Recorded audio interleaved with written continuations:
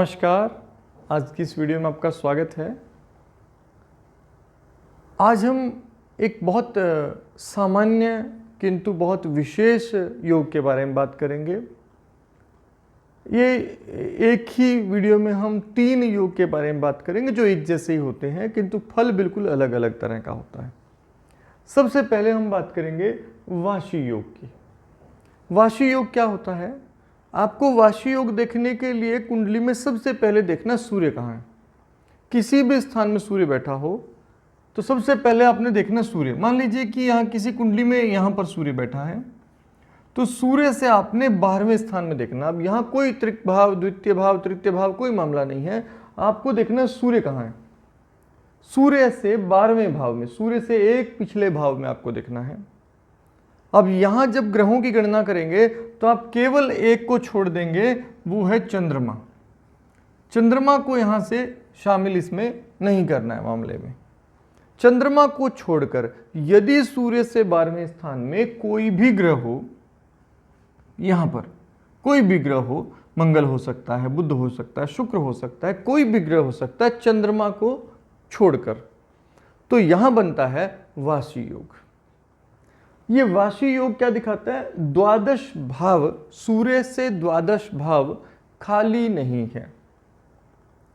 अब ये शुभ होता है कि 12 भाव खाली नहीं होना चाहिए, लेकिन शुभ केवल तब होगा जब यहाँ पर योग कारक या शुभ ग्रह होंगे। यदि यहाँ पर कोई अशुभ ग्रह बैठ जाए तो यह फिर विपरीत फल भी देगा। तो ये केवल तब शुभ होगा जब यहाँ पर 12 भाव में कोई शुभ ग्रह बैठ जाए, और यदि यहाँ शुभ ग्रह न हो तो ऐसी स्थिति में फल विपरीत भी हो सकता है। अब सबसे पहले हम ये मान लेते हैं कि आपका 12वां भाव जो है यहाँ खाली नहीं है और यहाँ कोई भी एक ग्रह बैठा है। अब यहाँ पर वाशी योग बन गया। इस वाशी योग में सूर्य से 12वें स्थान पर है, वाशी योग बन गया है। ये वाशी योग अगर यहाँ शुभ ग्रह है तो उस स्थिति में 12 भाव के सभी, सूर्य से 12 भाव में होने पर सूर्य के गुणों में वृद्धि कर देगा। अब यहाँ ऐसे वाशी योग में क्या माना जाता है? ऐसा व्यक्ति बहुत प्रतिकूल स्वभाव का होता है, बहुत सहनशील स्वभाव का होता है और इसमें बहुत गुण रहते हैं। खर्च के प्रभाव को खत्म कर देता है, तो ऐसे में प्रवीणता बहुत होती है। खासतौर पर वित्त पर नियंत्रण बहुत अच्छा रहता है, धन की दृष्टि से बहुत शुभ माना जाता है और ऐसा व्यक्ति निपुण होता है कार्य करने में, तो इसी कारण से धनी भी हो जाता है। अब ये तो 12वें स्थान में हो गया, यहाँ चंद्रमा नहीं होना चाहिए। अब यदि यहाँ शुभ स्थान, शुभ ग्रह हो तो ऐसा फल होगा। यदि अशुभ हो जाए तो ऐसे व्यक्ति के स्वभाव में क्रूरता आ जाती है। यदि ये 12वें स्थान में शुभ ग्रह हो तो सौम्यता आएगी, सहनशील होगा, सचरित्र होगा, गुणवान होगा। लेकिन यदि 12वें स्थान में बहुत पाप ग्रह बैठ जाएं तो ऐसी स्थिति में क्या होगा? ठीक विपरीत फल हो जाएगा, यानी कि क्रूर स्वभाव का होगा और थोड़ा पापाचरण में रुचि होगी।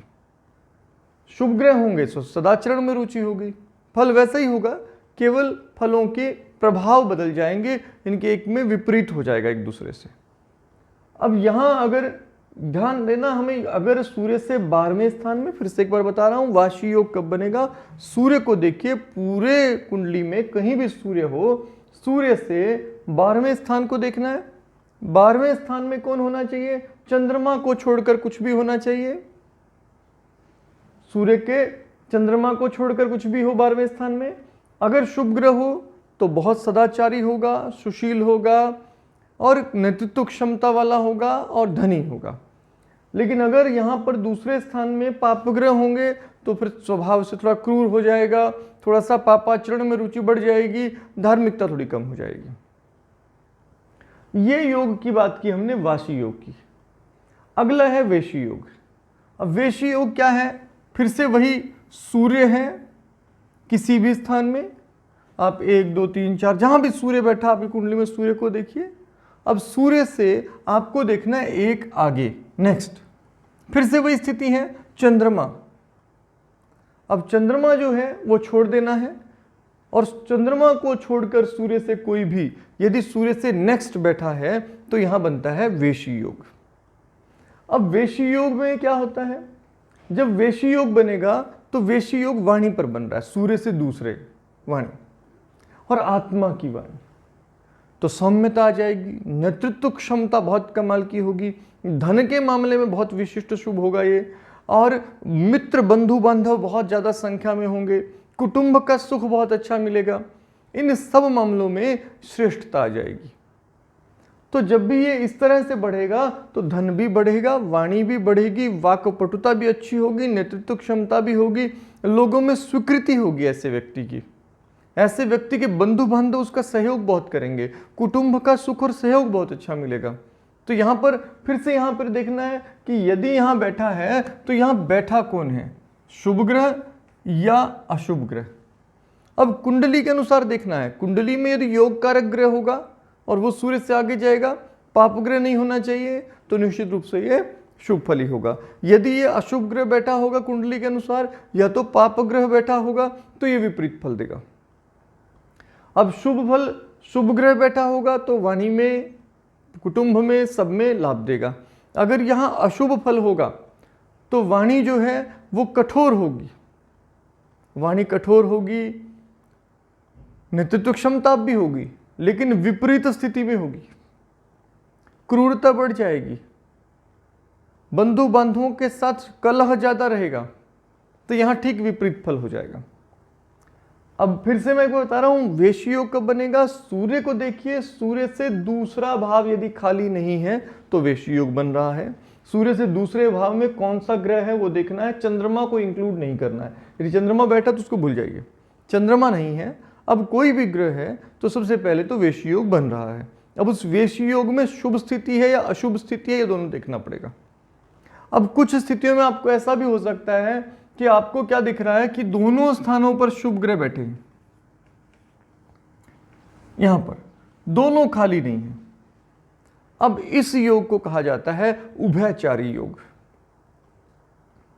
उभयचारी योग, यहां भी आपको यह देखना है कि अच्छा, कभी कभी ऐसा भी हो सकता है कि आपको 12वें स्थान में देख रहे हैं, मान लो कि वाशी योग बन रहा है, यहाँ सूर्य भी बैठा है और राहु भी, शुक्र भी है और राहु भी है, एक शुभ ग्रह भी है एक अशुभ ग्रह भी है, तब क्या होगा, तब दोनों का मिश्रित फल हो जाएगा, शुभ अशुभ दोनों का फल हो जाएगा। ऐसे ही यहाँ वेशी योग बन रहा है और शुभ अशुभ दोनों ग्रह बैठे हैं, पाप ग्रह भी बैठा है, शुभ ग्रह भी बैठा है, तो फल मिश्रित हो जाएगा, थोड़ा उसका फल भी दिखाई देगा, थोड़ा उसका फल भी दिखाई देगा, दोनों का सम्मिश्रण हो जाएगा। तो व्यक्ति में शुभ और अशुभ दोनों प्रकार के प्रभाव आपको दिखाई देंगे। उसके स्वभाव कभी वैसा दिखाई देगा तो कभी वैसा दिखाई देगा, और कभी कभी दोनों का मिश्रण दिखाई देगा। तो यहाँ स्थिरता का भाव हो जाएगा, अस्थिर स्वभाव का हो जाएगा। लेकिन ये दोनों ही तरफ ग्रह बैठे हों तो अब इस योग को कहा जाता है उभयचारी योग। उभय मतलब दोनों ओर ग्रहों का संचरण हो रहा है, तो उभयचारी योग। अब यदि उभयचारी योग किसी कुंडली में बन रहा है, यहां भी हमें क्या करना है, चंद्रमा को छोड़ के रखना है। चंद्रमा के अलावा सूर्य के 12वें और दूसरे स्थान पर कोई शुभ ग्रह बैठा हो तो यहां पर क्या होगा, यहां पर सूर्य का प्रभाव विशेष रूप से बढ़ जाएगा, और साथ साथ दोनों तरफ यदि शुभ ग्रह बैठे हों तो ऐसा व्यक्ति बहुत सच्चरित्र होता है, बहुत अच्छे चरित्र वाला होगा, बहुत गुणवान होगा, बहुत सौम्य स्वभाव का होगा, बहुत पवित्र आत्मा वाला होगा, और बेहद सफल स्वभाव का भी होगा। नेतृत्व क्षमता कमाल की हो जाएगी, सौम्यता बहुत कमाल की हो जाएगी, सहनशीलता अद्भुत होगी उसमें, सहन शक्ति, किसी भी परिस्थिति को सहन कर जाने की क्षमता होगी। तो इस कारण से उसमें आप ये मानिए कि अगर दोनों तरफ शुभ ग्रह हों तो ऐसे व्यक्ति को कहा जाता है राजतुल्य सुख प्राप्त करता है, यानी कि वो पद प्राप्त करता है। कोई मंत्री बन सकता है, कोई एमपी बन सकता है, किसी प्रकार का विशिष्ट मंत्री, केंद्रीय मंत्री हो सकता है। इस तरह से बहुत विशिष्ट प्रकार का शुभ योग उभयचारी योग को कहा जाता है। लेकिन ये दोनों तरफ पाप ग्रह आ जाएं तो उस स्थिति में ये पापी उभयचारी योग बनेगा, और उस स्थिति में यहां प्रभाव एकदम विपरीत होगा, बहुत कठोर स्वभाव का होगा, सहन शक्ति बिल्कुल नहीं होगी, जरा सी बात पर उत्तेजित हो जाएगा। और यहां विपरीत परिस्थितियों में जैसे ही विपरीत परिस्थिति आएगी स्वभाव विपरीत हो जाएगा। पाप में रुचि अधिक होगी, पाप कर्मों में रुचि अधिक होगी, पाप कर्मों में सुख पाएगा। इस तरह की स्थिति विद्वानों ने बताई। तो यहाँ मैंने 3 योगों के बारे में आपको बताया। वासी सूर्य से 12वें यदि कोई ग्रह हो, वेशी यदि सूर्य के दूसरे कोई ग्रह हो, और उभयचारिक योग यानी कि उभयचर दोनों तरफ चलने वाले ग्रह हों। यदि सूर्य के एक आगे और एक पीछे दोनों तरफ ग्रह हों तो यहाँ उभयचरिक योग बनता है।